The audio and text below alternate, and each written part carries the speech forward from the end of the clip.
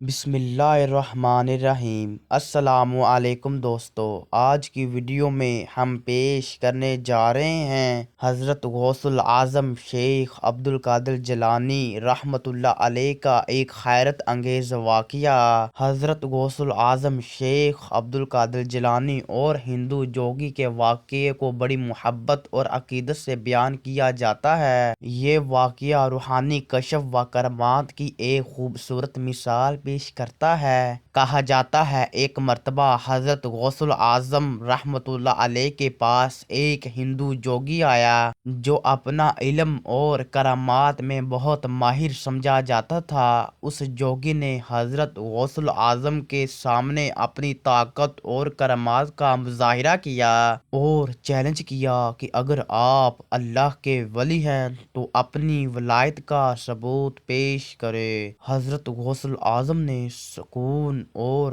عاجزی کے ساتھ اس کا سامنا کیا۔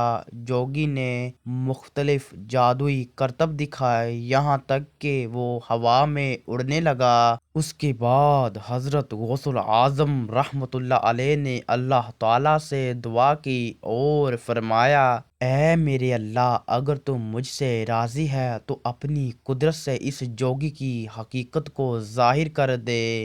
دعا کے بعد اللہ کی قدرت جوش میں آئی اور جوگی زمین پر آ گرا اور اپنے کرتب بھول گیا۔ اس پر اس نے اپنی شکست تسلیم کی اور آپ کے ہاتھوں سے اسلام قبول کر لیا۔